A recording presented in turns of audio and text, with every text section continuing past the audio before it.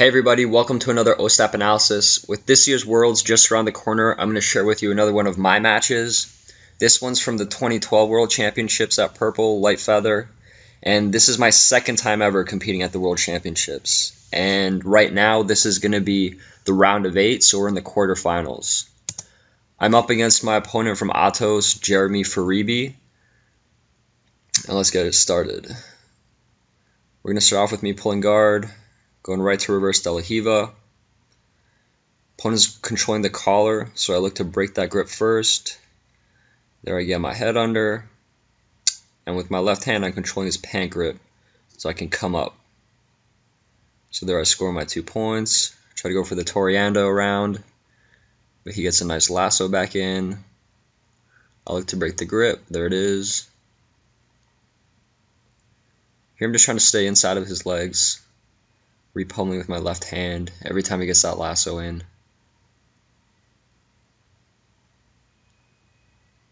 Here I go to try to grab his head, but I back out for some reason. I thought that head grab looked pretty good. So now he's in the reverse De La Hiva, and he gets me with the same sweep that I got him with.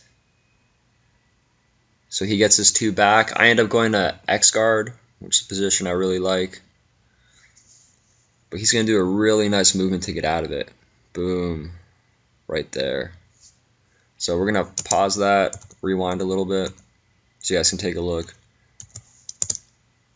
So here I'm in X guard. I switch to the full X. I have the underhook with my right arm. And you see he was posting on his right hand, and this leg is going to come right over my head. I don't have enough control over it. There it is. He switches around. Luckily, I was able to pull this leg out and block at his hip. If I didn't get this leg out, he would have been immediately in neon belly. So I got that leg out, and I was still safe. I could probably take more advantage of the position that I'm in right there, but he's able to pull his leg out. So we're back in reverse, and the ref is going to recenter us. So let's skip forward. There we go. There you see my underhook with my right hand. He keeps controlling my collar, so I have to pop it every time. Then I go reverse De La Hiva spider. There I spin under. Grab the pant grip, and then come up. So there the pant grip was really important. So we're going to rewind this a little bit. So see, I spin all the way under. And you see, because he drops down to his hip, I know that he's defending his back. And if I spin through, I could run into trouble finishing behind him. So with my arm right over here, I'm going to grab this pant leg right there. And then I do a back roll with my shin driving into his chest to get the sweep. It's one of my favorite sweeps from reverse De La Hiva. And you'll see here, he tries to pull his leg out, but he can't because of my initial grip. If I didn't have this grip, his leg would shoot back out, and then he would be back up on his feet. You can tell because he's posting on this hand, he's just going to technical stand up this way.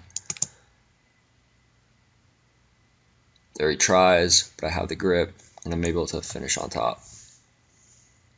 So now we go back to me trying to Toreando him. He always does a really good job of stripping away and getting that foot over. See, he's blocking with his left hand a little bit. There you go, spider. I shuck the spider, try to come in tight. But again, he keeps getting that good angle against me. There he shrimps. And then here, I finally change it up on him.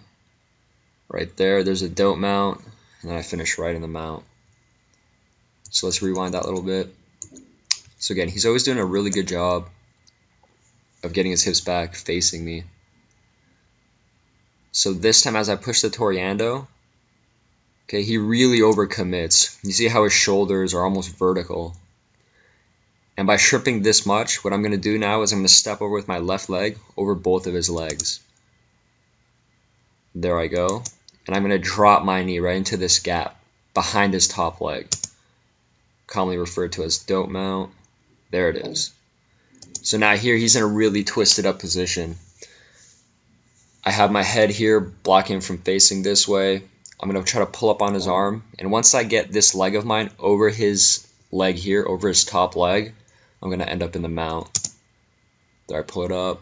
1, 2. So for this transition, I get the pass and the mount points. But he does a really great job. He keeps escaping right away. Traps my foot here. Except the one thing is I'm able to feed this grip because his arm is still occupied here. It's kind of being pinned under my leg. And he wasn't able to get his second arm inside. So this one's disconnected from the rest of his body. So I can get this collar grip pretty easily. Now from here I try to go for the back finish. But he's still doing a good job trapping my leg. So I can't get the exact angle I want. I'm trying to free it out. I have both collars gripped up. And there I finally get it out, cross over his arm, and apply the final pressure. So again, that was the quarterfinals. I hope you guys liked this match. Picked up a few details. The next match I'm going to post next week is going to be me against Joao Miao. Okay, so that's the semifinals. Check it out. I promise you, it's not a boring double guard pull match. It's actually really cool.